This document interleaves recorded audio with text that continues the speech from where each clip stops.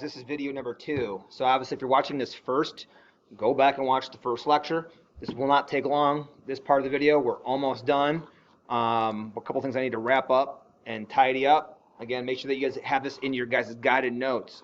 All right, so we ended, I believe, with Father Hidalgo, about how he could not unite the Creoles and how through his actions and his leadership and his crew that he had, a lot of them would ransack Mexican villages and would sometimes target Creole villages, Creole houses.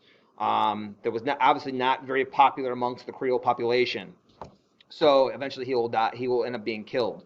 Jose Maria Morales is going to basically take over once Father Hidalgo, is killed. And again, same thing, the same mantra, is not able to unite the Creole population. And Morales will also be defeated by Creoles and by the Peninsulars in 1815. But the movement is not done yet. So over those next 6 years, from 1815 to 1821, the Creoles become much more united. Over those 6 years, they kind of get on the same page, the same common grounds in terms of revolution. So in 1821, they started moving towards independence, and they feared a loss of rights after a new government in Spain. So Spain just had a new government instituted in Spain. Obviously, Napoleon's brother. Once Napoleon is defeated in 1815. Spain is going to have their monarchy is going to be restored. So once the Spanish throne was restored, a lot of the Creole class feared that, going back to how things were under Spanish rule for centuries before that.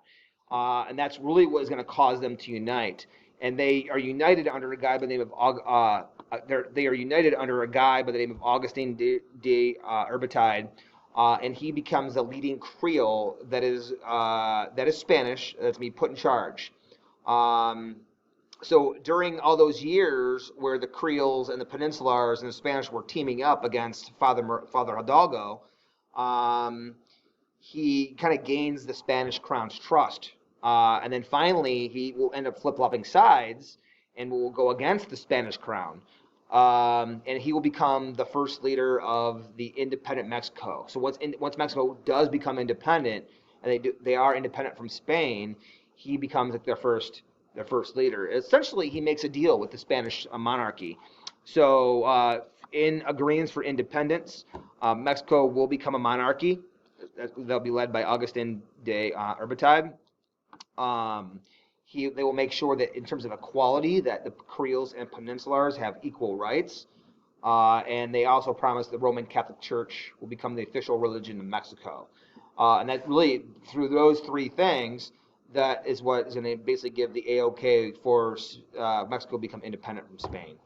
And then finally, one other guy that we'll be talking about tomorrow in our presentations is Dom Pedro. Again, very complicated history in terms of this goes. This is really one of the only revolutions that happened in Brazil that was peaceful.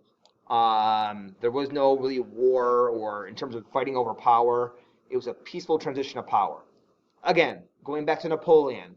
Napoleon goes into Portugal, takes over Portugal. The king of Portugal leaves and goes to Brazil. They are in hiding. They are in exile there.